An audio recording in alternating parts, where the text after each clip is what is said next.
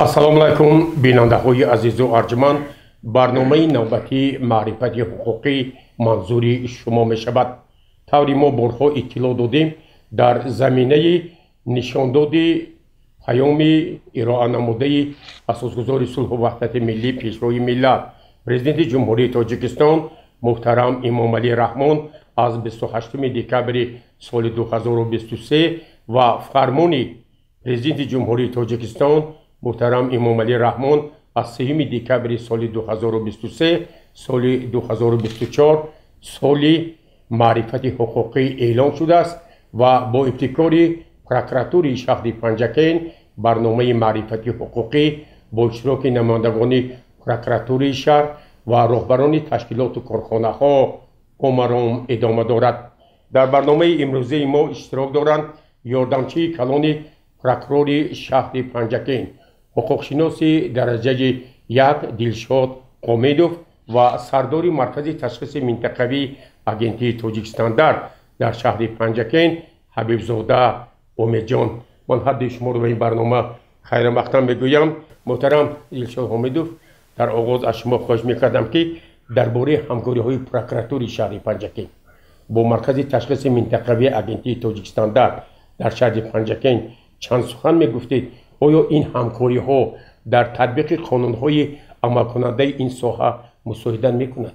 تشکر زیاد برای دعوت و برنامه نوبتی معرفت حقوقی. پیش از همه میnnتداری خود را به تشکیل چنین برنامه میرسانم و وابسته به سوالی که این حال پیشنهاد کردید گفتنی هستم که در حقیقت پروکراتور شهر با مرکزی تشخیص آگنتی تاجیکستان در همکاری زیست دارد و مقصد یگانه همه ما این پیشگیری و برطرف کردن قانونشکنی ها می باشد و کار در این سمت همه روزه ادامه دارد. در دوام سال جاری در یک جایگی در اساس نقشه چاره‌بینی پروکراتور شهر پنجکین با کارخانه آگنتی تشخیص تاجیکستان در یک قطار کارها رو به شما رساندیم که با وابسته به این مسئله ها در بالا گفته میگذاریم. امیدجان حبیب زاده، لطفا بگفتید که فعالیت مرکزی تشخیص منطقوی آگنتی تاجیکستان در اساس کدام قانون ها عملی می شود؟ سراول میخواستم درباره تاریخ تأسیس یابی آگنتی تاجیکستان در معلومات دهم. به همه ما معلوم است که از دوران صوب استقلال شدن جمهوری عزیز ما مقامات ما از یک شعبه به یک آگنتی متمرکز سال 1991 آغاز یافت و در این زمینه در اساس قرار حکومت جمهوری تاجیکستان تحت رقم 97 از 16 مارس سال 1999 در مرکزهای ولایت، در مرکزهای منطقه ها، در شهر نایاباد مرکزهای تشخیص منطقوی تأسیس داده شد. در اساس قرار رئیس ولایت سوق و قرار رئیس شهر پنجکین سال 2001 در شهر پنجکین مرکز تشخیص منطقوی تأسیس داده شد. فعالیت مقامات آگنتی تاجیکستان در اساساً در اساس قانون‌های جمهوری تاجیکستان درباره حمایت حقوق استعمال کنندگان، درباره سودا و خدمت‌رسانی معیشی، درباره تامین چینک یگانه، درباره استانداردهایی، درباره بنیادهای تکنیکی، درباره بهادی مطابقت برای مانده شده است. دلشاد قامیدوف، بیشتر در کدام سمت تطبیق این قانون ها از طرف پروکراتور تدبیر ها اندیشیده می شود؟ زیرا ساحه استانداردهای دولتی یک ساحه خیلی وسیع است و هدف اساسی آن پیش از همه حمایت حقوق استعمال کنندگان، پیشگیری واردات مال و محصولات غیر استانداردی و خطرناک به سلامتی می باشد. بسیار سوالی به مورد دادید. وابسته به این مسئله همین را گفتنی هستم که پروکراتور شهر پنجکین فعالیت خود را در اساس قانون‌های عمل کننده جمهوری تاجیکستان به راه مانده است. خیلی که همه قانون‌های جمهوری تاجیکستان از سرقانون کشور کنستیتوسیون جمهوری تاجیکستان سرچشمه گرفتند و در برابر این پروکراتور شهر پنجکین در دوام سال جاری بیشتر فعالیت خود را وابسته به قانون جمهوری تاجیکستان درباره حمایت حقوق استعمال کنندگان روانه نموده است و قید کردن ضرور است که در دوام سپریگشت سال جاری در یک جایگی با آگنتی استانداردیزاسیون شهر پنجکین در وادی ظرفشون خیلی که کارخانه مذکور منتخبی می باشد و یک قطار کارها را به سامان رسانیدند. مثلا تنها در دوام سال جاری نسبت 110 نفر ساکنان شهر پنجکند تنها برای رعایت نکردن این طلبات قانونگذاری پرونده خوبایرانکنی مأموری آغاز کرده شده. باز در برابر این نسبت 5 نفر پرونده جنایتی با ماده 209 قسم 1 و قسم 2 پرونده جنایتی آغاز کرده شده.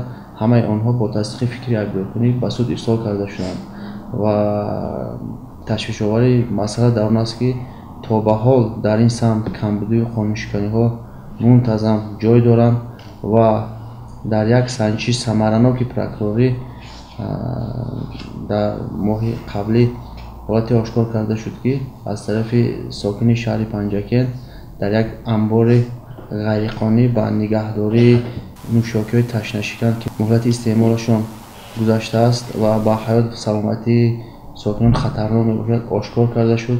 همه آنها از انبار گرفته شده برای نیست و نابود کردن چاره‌های لازم اندیش داشته ایستاده است و همه روزه کار در این سمت با مرام ادامه دارد.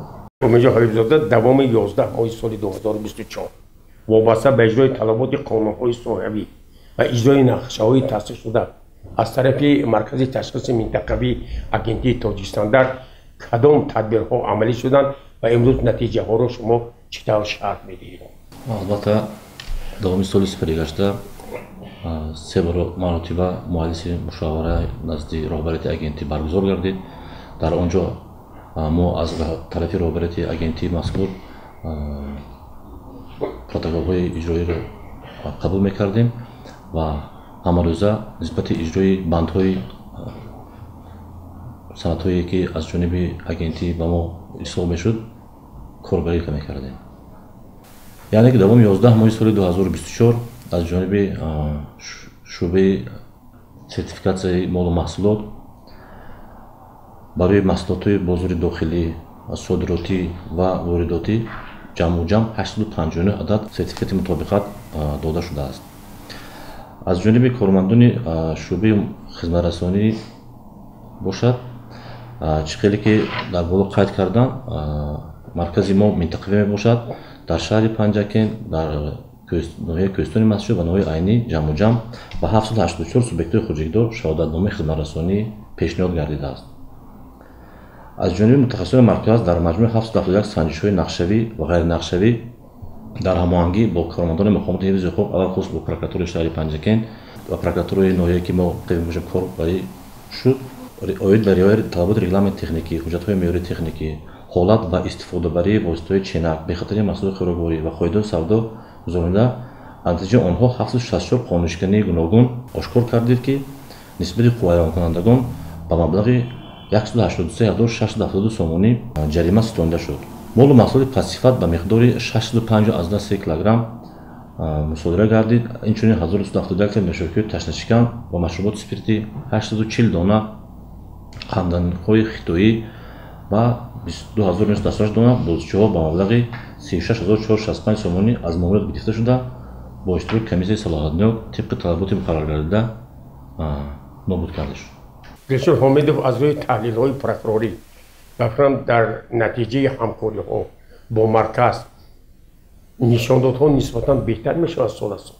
من در نظر دارم پیش از همه در سمت بلند برداشتن معرفت صاحبکاران، استحصال کنندگان، استعمال کنندگان، اما قانون‌هایی که به همین ساختار وابسته است رعایت می‌شود.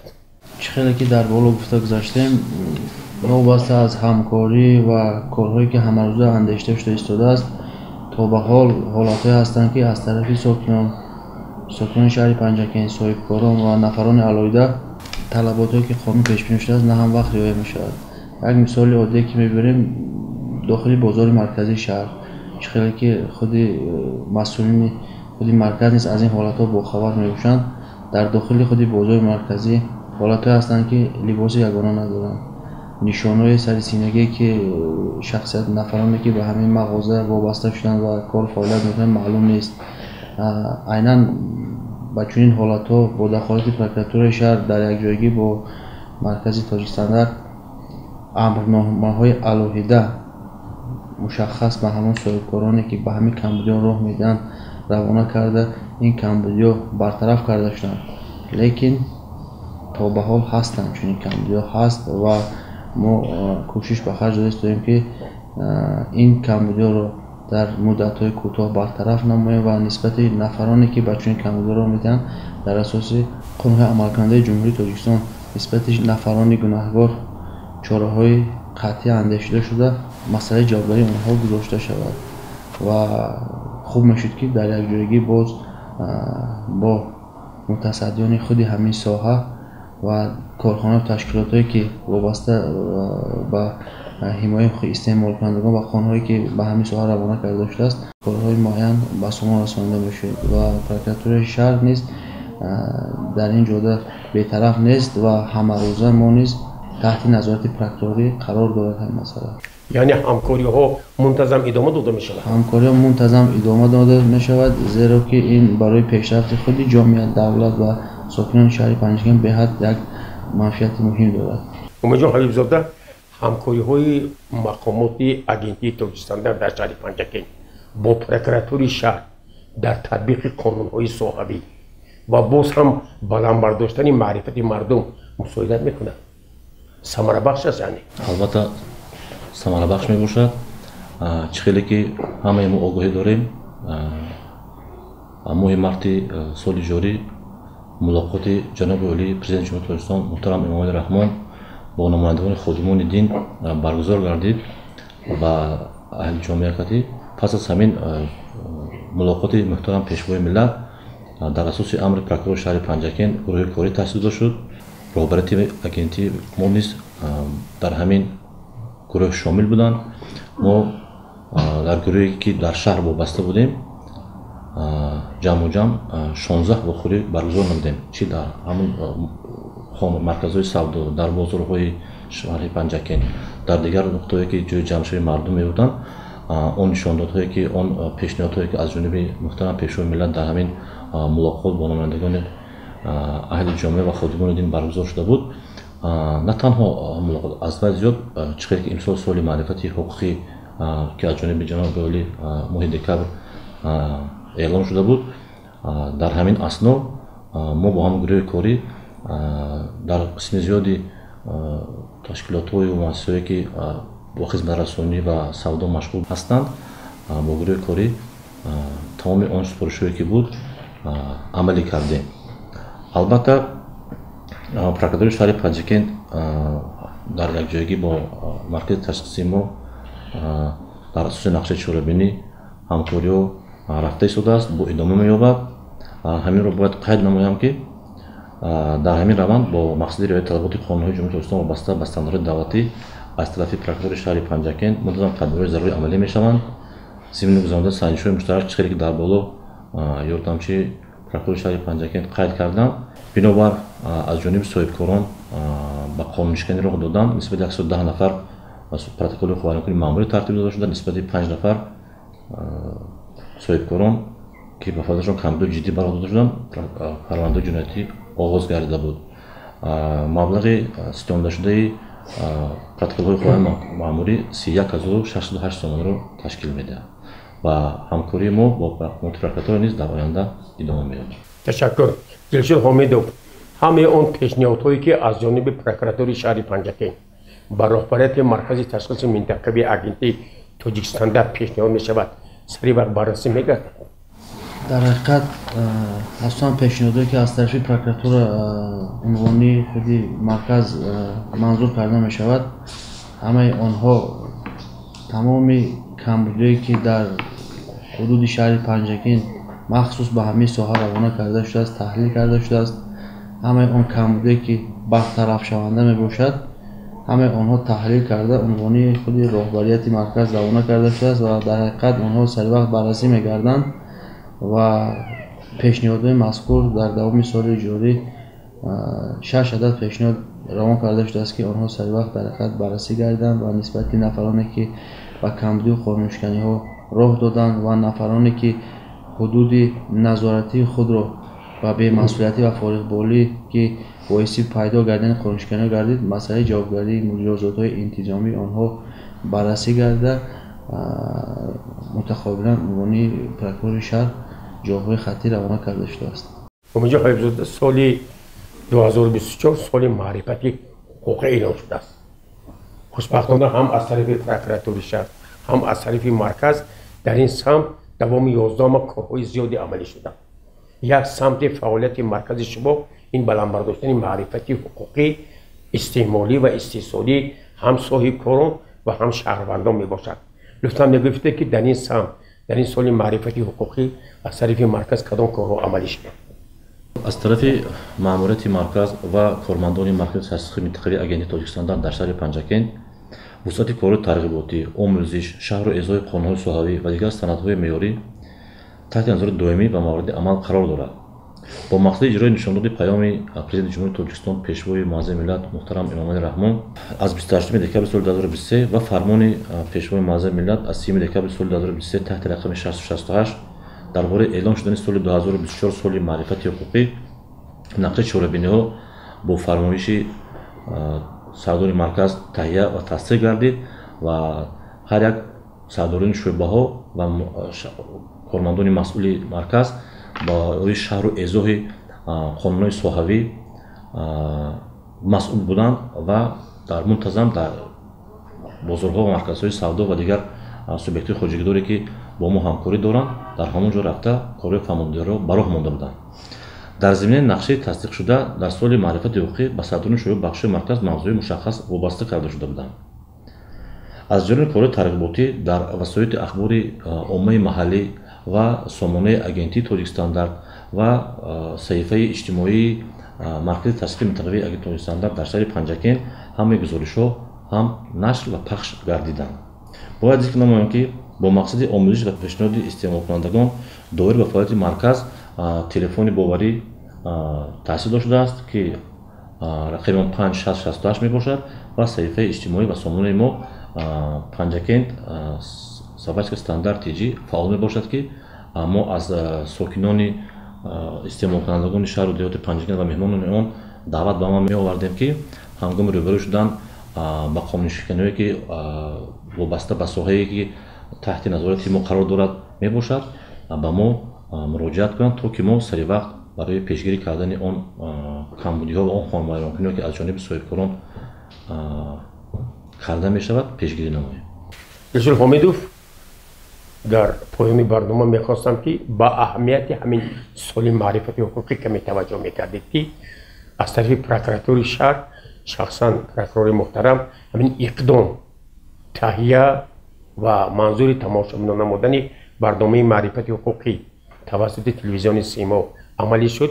همین سال معرفت حقوقی آیا برای بلندبرداشتن معرفت حقوقی شهروندان بیشتر رو آوردن به آموزش قانون‌ها یک نوع مساعدت کرد؟ در حقیقت این بسیار یک روحیه مردم رو از نقطه نظر حقوقی بسیار بلند کرد و همه مردم بسیارتر توجه نمودند و خیلی که گفته گذاشتن سال جاری سال معرفت حقوقی اعلام کرده است و در برابر این در اساس نقشه چاره‌بینی که شما در برآمد خود قید کردید و از طرف پروکرور شهر وابسته به این مسئله نقشه چاره‌بینی علاوه ترتیب داده شد و باید علاوه نمود که پیش از همه نوابسته از بلند برداشتن در این جاده مخصوص باز یک شاخه علاوه یک فرمان پروکرور جنرالی محترم یوسف احمدزاده است که مخصوص وابسته به کارهای تشویقاتی و ترغیباتی روانه کرده شده است که به واسطه در اساس فرمان مذکور از طرف خود پروکرور شهر در یکجایی با کارمندان پروکراتور کارهای ترغیباتی و تشویقاتی را جهت بلند برداشتن معرفت حقوقی ساکنان شهروندان جمهوری تاجیکستان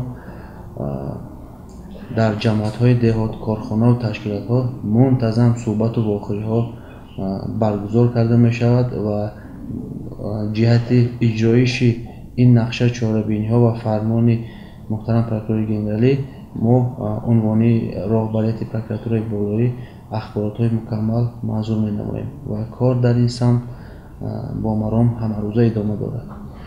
من برای صحبت به حرف شما عرض سپاس میکنم. بینندگان عزیز و ارجمند، در پایان برنامه معرفت حقوقی من باری دیگر از نام همه شمایان با دلشاد حامدов ёрдамчии калони прокурори шаҳри Панҷакен ва умедҷон ҳабибзода сардори маркази ташхиси минтақавии агентии Тоҷикистон дар шаҳри Панҷакен барои иштирок дар барномаи навбатии маърифати ҳуқуқӣ ва посухҳои мушаххас ба саволҳои мо арзи сипос мекунам ва умед мекунам ки мардуми шаҳру деҳоти Панҷакен ҳамкориро бо мақомоти прокуратураи шаҳри Панҷакен, маркази ташхиси минтақавии агентии Тоҷикистон боз ҳам густариш мебошанд ва ҳадафи асосии мо пеш аз ҳама ҳимояи ҳуқуқҳои шаҳрвандон аз ҳама гуна имкониятҳое ки аз тарафи давлату ҳукумати Тоҷикистон барои мо мушаххасу муайян шудааст ва шумо метавонед мунтазам барои ҳимояи ҳуқуқҳои хеш новобаста аз соҳаҳои гуногун ба прокуратураи шаҳри Панҷакен ва ба маркази ташхиси минтақавии агентии Тоҷикистон муроҷиат намоед.